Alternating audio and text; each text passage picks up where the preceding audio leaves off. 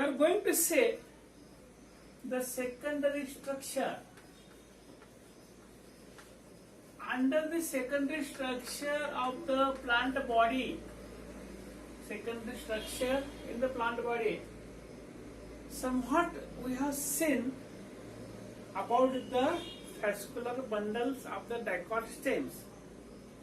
Here, inside the centrally placed, there is a stellar region.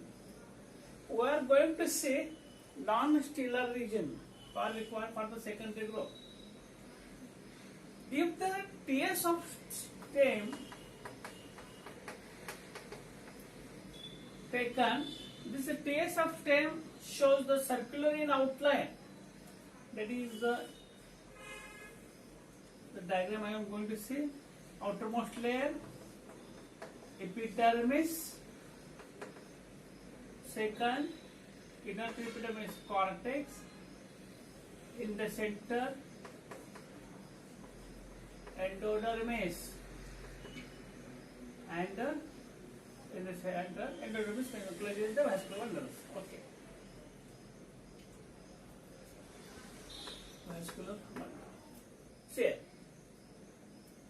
the epidermis, cortex, and up to the endodermis, we are going to see the section is enlarged. Enlarged section I am going to show here. The first TS of stem shows epidermis, cortex, and the still. Epidermis, first layer, cortex, second layer, and still third layer. First we are going to see the epidermis. The epidermis, the cells are rectangular. They are oval. The cells are barrel shaped. The cells are barrel shaped. Barrel shaped in the sense, in the middle they are swollen, and towards the end point join where they are constricted. This is known as a barrel shaped. These cells are compactly arranged without chloroplast. At some intervals, they are having the stomata. The cells are uniseriate, means one layered. Uniseriate means one layer. Epidermis is a one layer. Towards its outer side, epidermis is consists the cellulose cell wall, and this cellulose cell wall is known as the cuticle.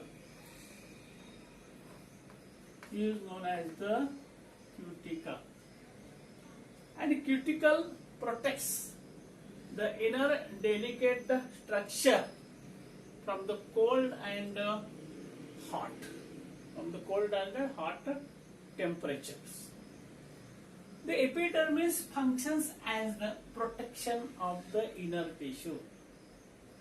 In some plants, epidermis conceals the chloroplast, does the photosynthesis. These are the major functions of the epidermis.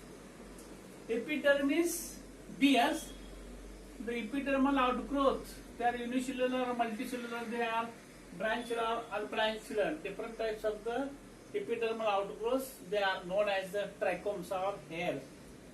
And these trichomes or hairs are responsible for the protection of the plant and to avoid the water loss. This epidermis, beneath the epidermis, there is a cortex. There is the second layer, that is the cortex. Second layer, that is the cortex. The cortex consists of three parts.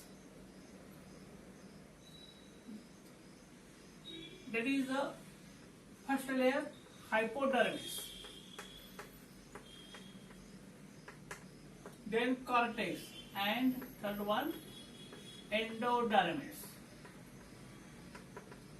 Cortex is divided into the three parts.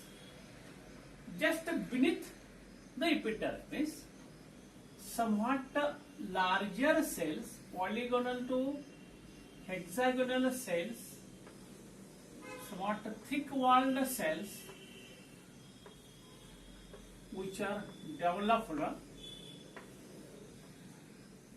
and these cells look like the parenchymatous with intercellular spaces, but these intercellular spaces are filled, their cell walls are unevenly thickened up. This simple tissues we have seen sclerenchyma tissue in a detail, and here the sclerenchyma, the structures I have drawn. This sclerenchyma, their corners are thickened, and due to these thickened corners, 2 to 3 layers, 1 to 3 layers, but I am going to in short drawing here, time limit and border limit. Here it is a meant for as a shock absorber. It gives the mechanical strength and support. Epidermis is followed, hypodermis is followed by means of the polygonal to hexagonal, loosely arranged intercellular spaces. That is the parenchymatous cortex. Cortex layer is more about, it stores the secondary tissues, secondary metabolites rich in ducts and nectaries which are found. This stores the food material. It is a major portion of the stem, and the cortex ends in endodermis. The cells are much thicker, larger than the epidermis, whose walls having the Casparian strips, and the Casparian strips are essential to passage the water from the inner side to outer side, food from the outer side to inner side, that is the endodermis. The structure which are found in this case, okay, the structure is known as the primary structure. And in this process, that is pericycle and the vascular bundles. Vascular bundles we have seen already here.